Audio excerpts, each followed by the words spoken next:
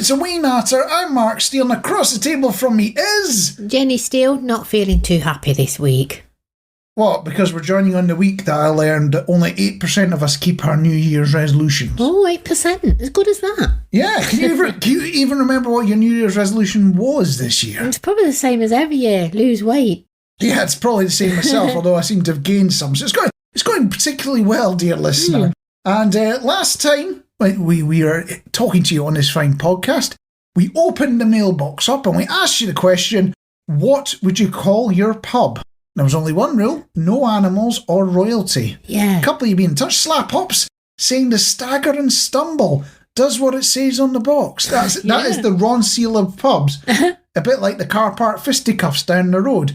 Don't tend to go there very often for some reason. Can't figure it out.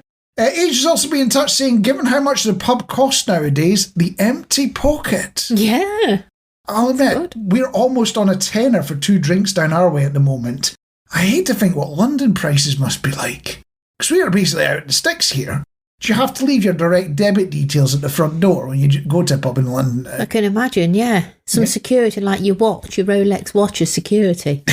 Yeah. You have to leave something with us that is valuable in case you run away and don't actually pay for your drinks. And on that note, I think we ought to have a wee Natter. Yeah. Now, I don't know about you, but Jenny, dear listener, has been giving me a list of jobs as long as my arm. Yes. Almost all of them are DIY. You are aware that I am the man who can't make a shelf level for love nor money. And the guy DIY SOS was called in afterwards for. You are aware of that, aren't you? I've got to give you some practice, though. Yeah. Although, to be fair, I'm not the worst. I did meet one guy on my election travels who was completely gutting his house. Really? Yeah, as in ripped all the plaster off the walls. The only thing remaining was the outer brick walls. There wasn't much else. I don't think I trust you with that. Didn't even have a roof. He's about 3 years into a 6-month project and has appropriately cheerful neighbours about the thing as well. I bet. Yes.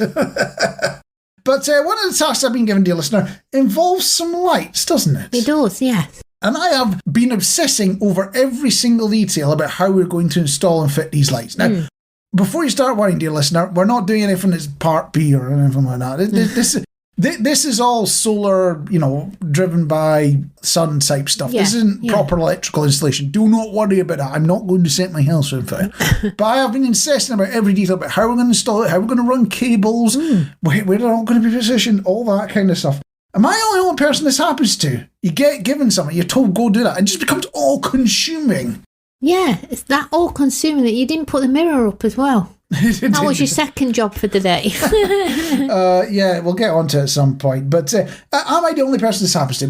Probably not. So that's got me wondering, is there anything that's consuming you at the moment you're having an obsession over? Normal people would be things like TV shows and things like that.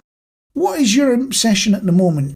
My obsession at the moment is something that I think we're going to have a bit of a chat about later on a Wee Natter. And I've got Facebook issues. And my obsession is...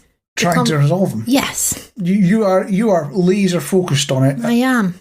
Mr. Zuckerberg is going to regret crossing you. That's not to give too much away, but that's the mindset you got in this thing. You're laser focused on it. Let me have a conversation with him. That's all I'm saying. Yeah. So I'm going to just open this up to you, dear listener, as well. What is your current obsession? What's the one thing that you just can't get your mind off it? It's what you're always thinking about at the moment. Whether it's TV, film, hobby collecting, milk top bottles, you name it, just let us know what it is. Best way to do it is if you're listening on Spotify, it's a little question at the top of the page, or the top of the show even, and you can tap on it, you can stick your answer in there, and we get it straight away. It's all by magic. The other way you can get in touch, on the socials, at Solid Radio UK, or at Solid Sooty, potentially. I would suggest the first one over the second one there, and for reasons I will be explained in just a moment, but... we will be obsessing with whatever you're obsessing with in the next episode. So, what is consuming me at the moment? You asked earlier, Mark, and my answer is Facebook. Okay, so why has Mr. Zuckerberg got to be worried about your obsession with Facebook at the moment? What is making you obsessing every minute of the day on Facebook? The reason being is I run a Facebook page called, as many of our listeners know, Sooty, the solid radio cat, and Sooty's our cat. Yeah, so effectively this is a Facebook page that you are posting pictures, videos and discussions about cat life. Yes, and then she gets quite a lot of interactions, and I think she's more or less built up followers of, well, she's over 2,000 now, 2,000 followers. And within that page, it's a safe environment. People meet up, we chat about various things. People have their own little discussions. We do photos, videos. Made quite a nice few friends from the group for how long it's been going. You know, quite a few friends that we've met up with. Done quite a few cat interviews on there. We've interviewed Morgan, Squires Watson, George the Starbridge Station cat, Felix and Bolt.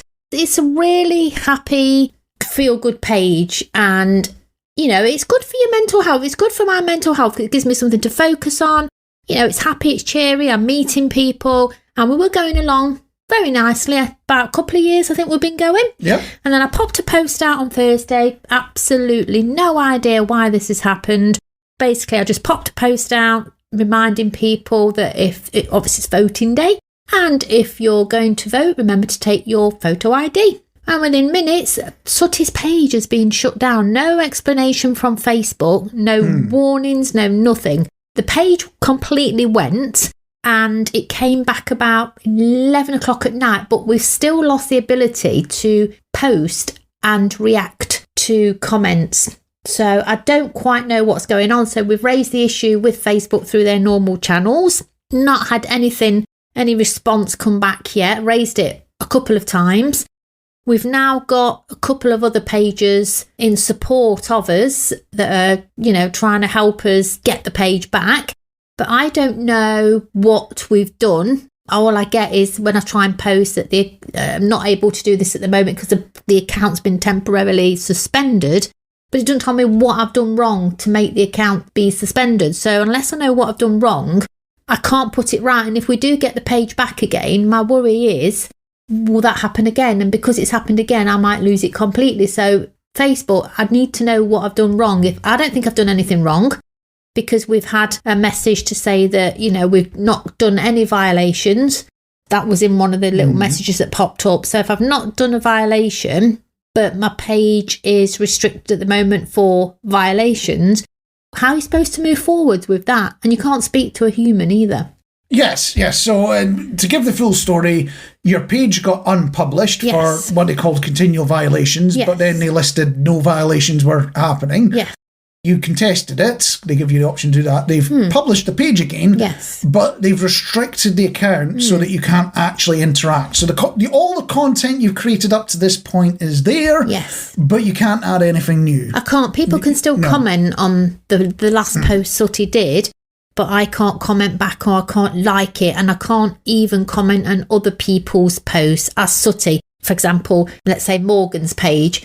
I can't like any of Morgan's posts or comment on Morgan's post as Sooty. Okay, so we have done a bit of snooping around on this, dear listener, and I can't share details with you here because people have asked to remain anonymous, and it would be very bad from a journalistic point of view to go and blow them out of the water. But we are aware that we're not the first, or, you know, there are a lot of communities out there that have run into this problem where they get banned or made unavailable for some reason. You can test it, you're made available again, but it could be up to 30 days before you're allowed to interact again. And in that time, your community stalls, disappears, dies off, whatever you want to view it as. So we are aware this isn't specific to us, and it's something that wants me to get on to my soapbox. Now, I understand I may be straying into what ifs and behind the scenes on this one. So I'm not going to comment hugely on Facebook's mechanics, but I get the impression it is an automated or AI decision process that's happening there. It's got to be, hasn't it? It's got. There hasn't been a human that's interacted and said, no, this isn't right. It's a computer system that's gone, no, I don't like the look of this. And it's either going to have been a trained AI model, or it's going to be some big pile of if statements that comes out with, if this, then sorry, trigger, you're banned. And this is one of the things that when you're talking about AI, and you'll hear it all the time about, AI is coming for your jobs and it's going to ruin the world, but it's going to bring lots of productivity benefits and things like that. yes, I am totally worried about AI jobs, AI killing jobs, and how we're going to retrain everyone into whatever comes next. That's always on my mindset. But the other thing that really worries me about artificial intelligence and decision-making systems is where the decisions are made in an unexplainable way or potentially with bias built in that we can't explain or derive. And I know there's a lot of research into this stuff, but that's the sort of thing that makes me worry about whether it's financial companies, whether it's something less important like social media, where these decisions are being, well, you say social media is not important. A lot of people, you dear listener, probably get your news from social media. You probably get a lot of opinions from social media. Yeah. And you probably find it's a bit echo chambery as well. There's a lot of people that seem to agree with your mindset on the world, aren't they? Yes, yeah. So social media does have quite an impact, but a lot of the decisions are being made by software and AI and systems like that, where there's no real explanation for it.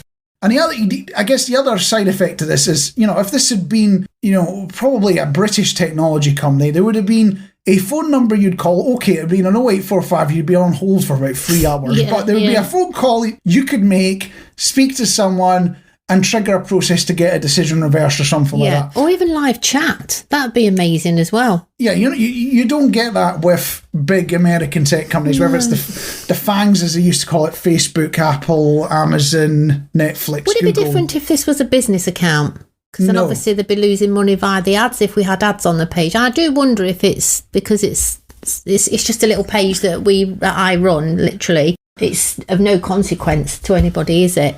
But me and our and our followers.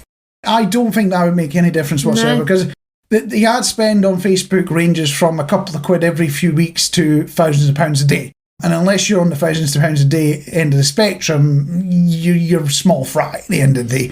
But yeah, these American big tech companies, they prefer automation, AI, all that kind of stuff to human intervention.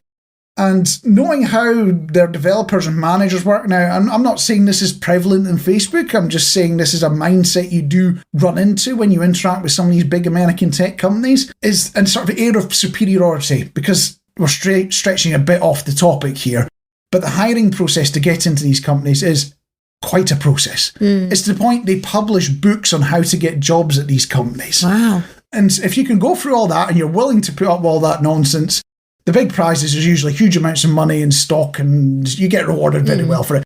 Salaries, you and me would look at and go, is that a telephone number or a salary? That's the sort of mindset you get from it. You get people on the other side of it going, well, if I manage to do that, I must be one of the best. Yeah. And that's the mindset they can get into. Doesn't happen to everyone, doesn't happen to even most of them, but there are a number I've bumped into over the years that have that mindset. And then you run into that problem of, well, actually telling them you missed a bit here can be a challenge. But it does also mean that you can sometimes miss the human impact element. Yeah. If you're focused on the technology and trying to make computers make big, important decisions, I'll admit this is quite a tiny decision on, the scale of things. We're not deciding whether somebody's getting an insurance payout. We're not deciding healthcare provision or anything like that. This is, are a community allowed to communicate on this platform? There are other platforms you can go to, and it's being made by a computer. And there's no human element, or there's very little human element in there that you can interact with. There is, behind the scenes, a little bit of human element. Somebody did have to review when you contested it. They went, But they did half a job, though, because they brought the page back, but they still kept the restrictions on. That's it. But in my personal opinion, there is a human there, but they're probably following a checklist. They're probably following here's a decision tree, here's what the outcome is, and they just press a button and the rest of the process is handled in automation. They're not manually changing, flicking, messing around with it. It's almost like a yes-no button in front of the screen. Is this a violation, yes or no? No. Okay, well, we'll put it into this sort of halfway house state. That's probably, this is me speculating here to listen. I'm not saying this is how it works. Well, this is why we need to speak to someone, because then you can find out how it does work and when you're going to get reinstated and the reasons why. Because if you don't know what you're doing wrong, you're just going to carry on, aren't you? Well, and again, this is something, as you say, we have spoken to people running other communities that have on Facebook that have run into problems like this, where they trip over some sort of automated moderation rule that isn't a fully formed rule. This is why I lean towards it's probably an AI trained model that's not got a full explanation against that rule, rather than well, somebody said, well, if it has these kind of words in it, it triggers this. That's my outside looking in view, but I can't see behind the curtain, because at the end of the day, if you see behind the curtain, a lot of people would be trying to spam and, abuse the system, and you'd probably less people end up using Facebook. And, I totally understand why they have to obfuscate this a bit, but it is a very arcane, miserable process. I get the impression the people that built and run the process have never had to sit on the other side of it. Yeah. And that's what impression I get. But I could be wrong on that, and I'd love to give you Facebook's opinion on this, dear listener. But we have approached them for comment. We did the proper journalistic thing and approached them for comment.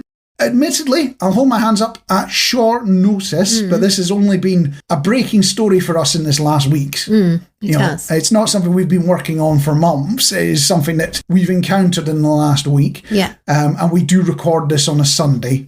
So, admittedly, we didn't give them a lot of time, and it was over a weekend. But we will share the response if and when it happens. So if Facebook do get back to us, or when they get back to us, we will share that with you, dear listener, on this fine podcast. And on that note, hopefully you get your wee community back and you can all have fun looking at cat pictures again. Is it just me, or is there a cough going round at the moment? Yeah, there is. And do you have any good tricks for dealing with a cough? No, I don't. I wish I did. Apart from taking the old cough mixture. Funny you say that, because I've just found out about cough medicine from 1800s. Well, remembering this is the era when Coca-Cola used to have cocaine in it, well, cocoa leaves in it. Yeah. What do you think they put into a medicine that was to be a cough medicine? Cyanide. Cyanide is not on the list. Strychnine. Strychnine is not on the list. Are you just going through the list of poisons that your old man used to work with when he was a pest controller? Is this what you're going through? I'll give you the list. Alcohol.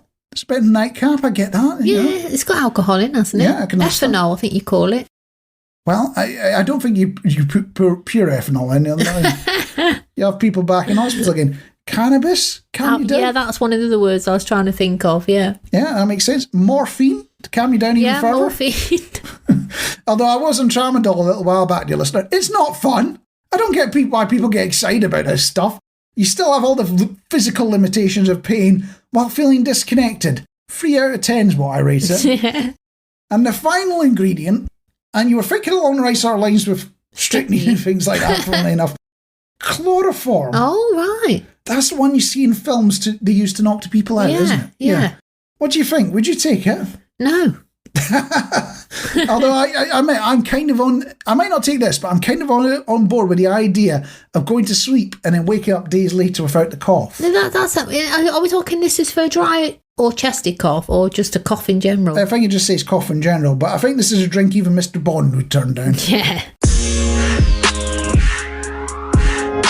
Did you notice any big events happening this weekend? The Jubilee. Well, yeah. Sorry, I keep calling it the Jubilee. Well, I don't think it's a Jubilee. I think it's called something else. And I'm not talking about a heavy-handed approach to the Met Police either. Coronation weekend. Did you see it? No. So you saw as much as I did? I saw nothing of it at all. I saw some of the pictures afterwards. I didn't watch the ceremony itself. You've seen the pictures? I've not even seen the pictures. Oh, they're all over the internet.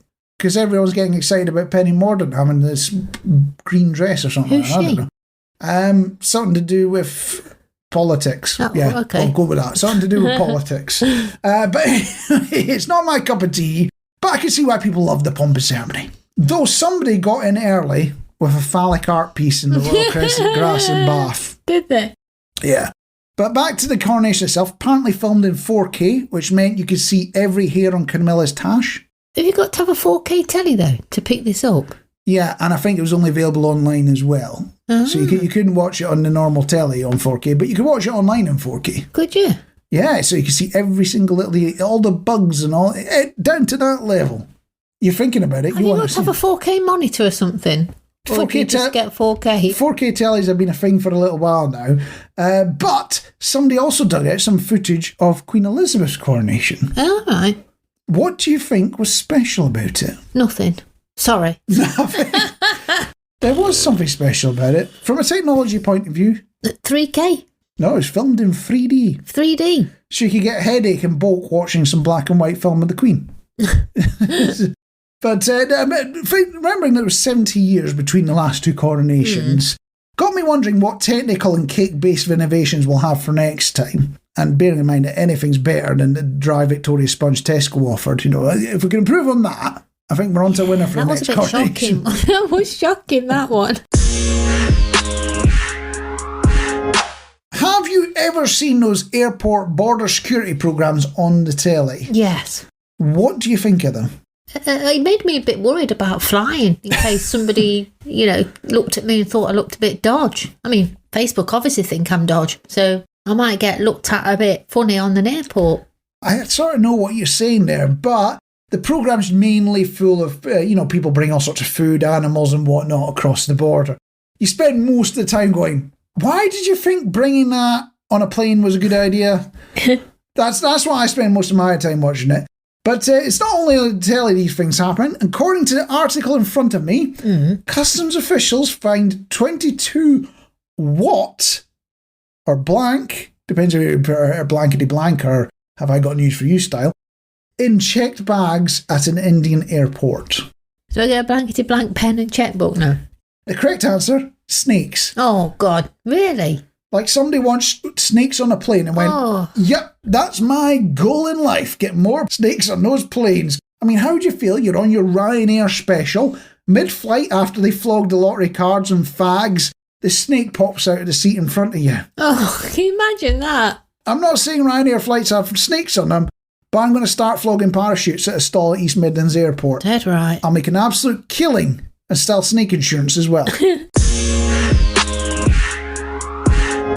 That was, unfortunately, Wee Natter. I was Mark Steele. Across the table from me was... Jenny Seal. And if you want more of this sort of thing, I don't know why you would, but in the odd occasion that you do think you want more of this sort of thing, hit the subscribe button in the podcatcher of your choice, and this fine podcast will be delivered to you every single week that we remember to do it and aren't in the pub instead. It's quite a high bar I've set there, but it does occasionally happen. Yeah. The other thing I'm going to ask you to do is when you're out and about, going about your normal business, and you happen to encounter somebody with snakes in a bag that they're going to take to the airport, you say to them, you know what? While you're on your way to the airport, get a podcatcher up, stick a Wee Natter on it. Yeah. Remember to subscribe. You're looking at me Why weird. wouldn't you? I said, why would you? Why wouldn't you? And on that note, I think we'll catch you next time. Free the Sooty one. Bye.